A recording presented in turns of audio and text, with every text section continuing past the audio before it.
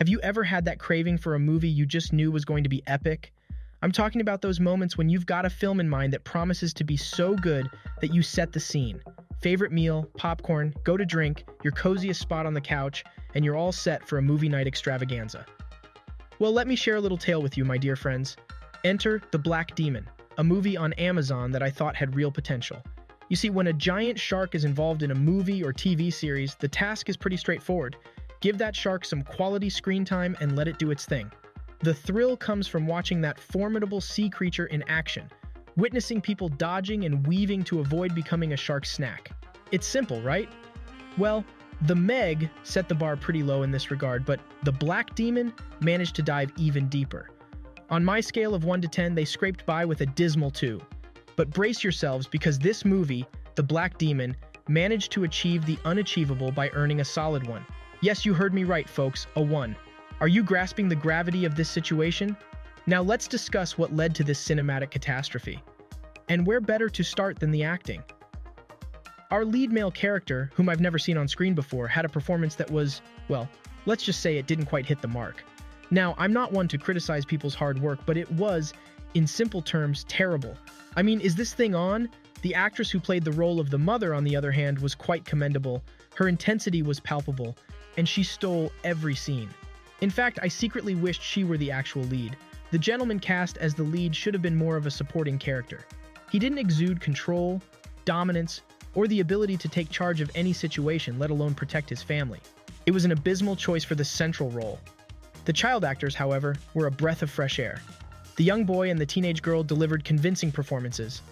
Even the supporting characters did their jobs remarkably well. They were believable. But here's the kicker. There were numerous issues plaguing this movie. Firstly, the film started with an overwhelming sense of boredom. I was ready to tap out within the first 10 minutes. I mean, seriously, with such a captivating poster, one would expect a gripping experience. Take a look at it. Doesn't it scream intrigue? Well, let me save you the trouble. Don't bother. The concept had potential, and the cinematography wasn't entirely terrible. It's tricky to judge the writing because some of the actors failed to execute their lines effectively. So, the jury's still out on whether the writing was salvageable. Unfortunately, some of the camera work was amateurish, making the film feel like a relic from the 1980s or 70s that they decided to unleash on us in 2023 with a shiny new poster to lure us in. Now let's discuss the CGI and visual effects. The shark, its tail, and the unfortunate cut-up bodies all looked painfully amateur. Some parts of the story felt forced and unnatural, making the transitions jarring. There's even a scene where a crew member hands binoculars to the wife and tells her to watch a man in a boat drive away. Nothing's happening, and she's baffled about why she's peering through binoculars. Well, out of nowhere, a big black shark jumps out of the water.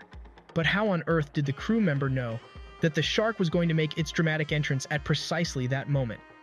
It's a head-scratcher. Let's not forget the soundtrack choices, some of which felt completely out of place. They had me wondering if I'd stumbled into a telenovela. At certain points, lines didn't make sense, moments felt disjointed, and the pacing was way off. There was even a scene where, after one of their friends had been devoured by a shark, the characters are chilling in lounge chairs, sipping beer. Suddenly, a crew member loses it, punches the lead character, and assumes an embarrassing fighting stance that would make Mike Tyson cringe. Even the lead actor's wardrobe seemed off, making him look more like a nervous, ill-fitted nobody than the hero we needed.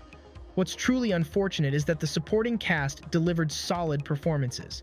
It's just that the overall film was poorly constructed. Great concept, but a poor execution. But I must admit, there were a couple of twists.